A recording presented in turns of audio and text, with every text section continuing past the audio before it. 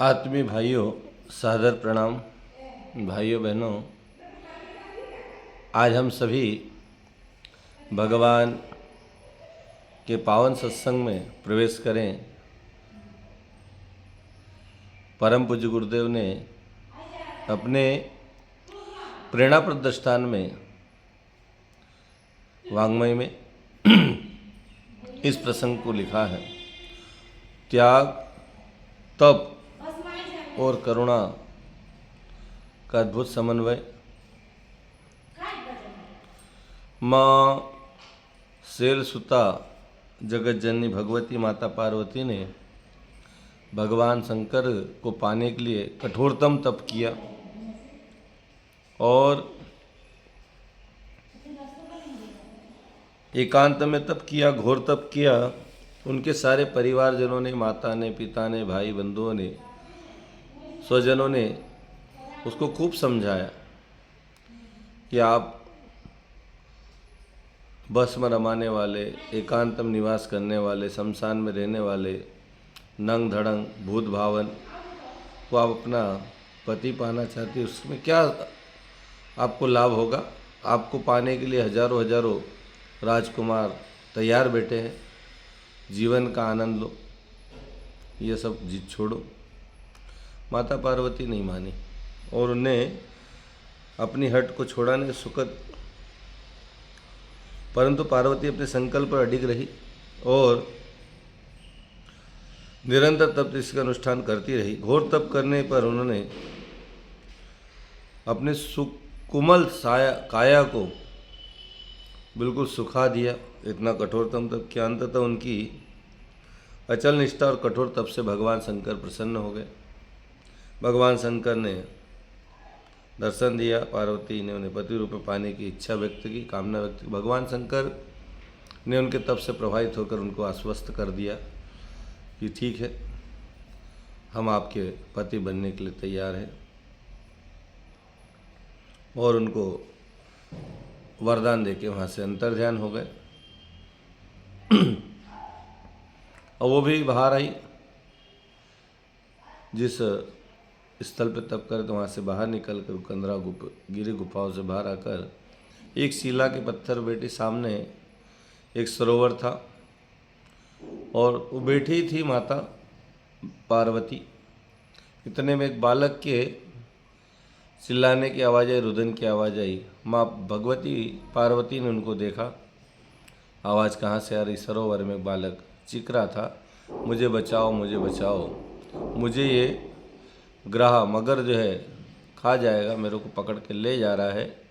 माता ने देखा और माता पास में गए। उन्होंने कहा, भाई क्या बात है? उन्होंने कहा, माता मुझे बचाओ,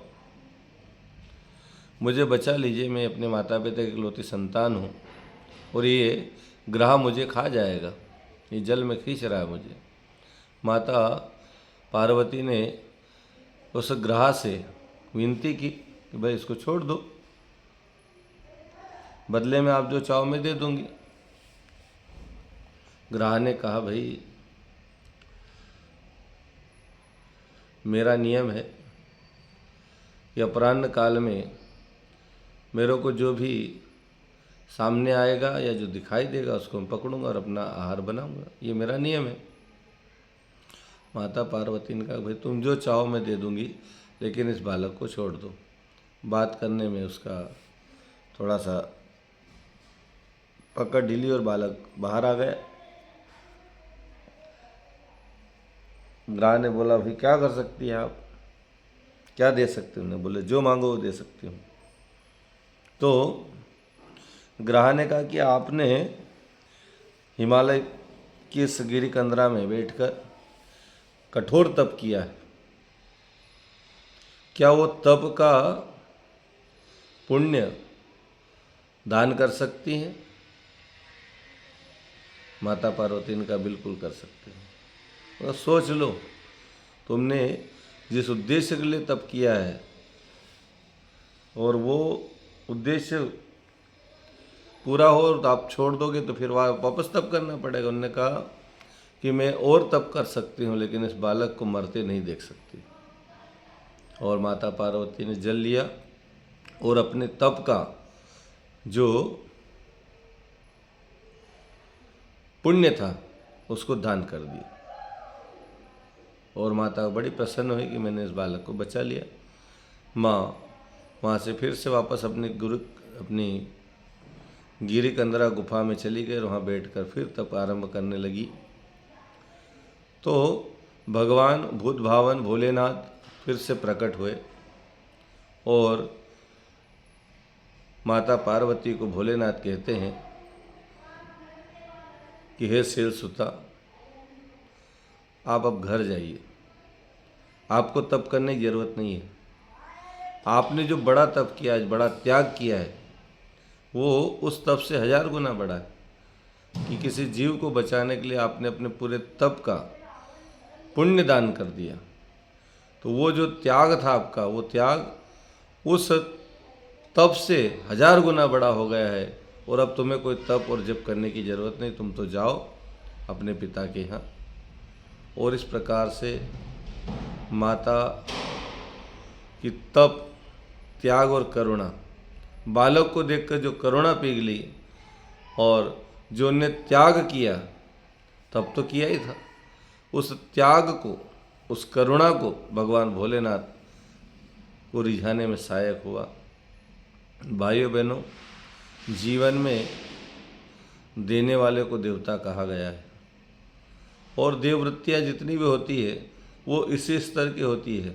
भगवान जब भी हमारे सम्मुख आते हैं, इसी प्रकार से कोई न कोई आपकी परीक्षा लेकर आते हैं, आपके ऊपर समस्या लेकर आते हैं कि आप उसमें डिगते हैं कि नहीं, टूटते हैं कि नहीं, पथ छोड़ते हैं कि नहीं, मार्ग बदलते हैं कि नहीं, भगवान में आस्था छोड़ते हैं कि नहीं, भगवान से विश्वास उठता है कि नहीं।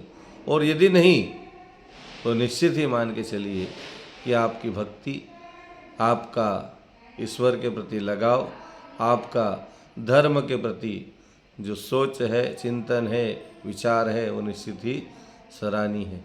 भाइयों बहनों, दुनिया में हर समय, हर घड़ी और हर युग में यदि वंदन किया गया, अभिनंदन किया गया, सम्मान मिला, अनुदान मिले, वरदान मिले, तो केवल उसे मिले जिसने त्याग किया, जिसने तप किया, जिसने अपने अंदर की करुणा को जगाया।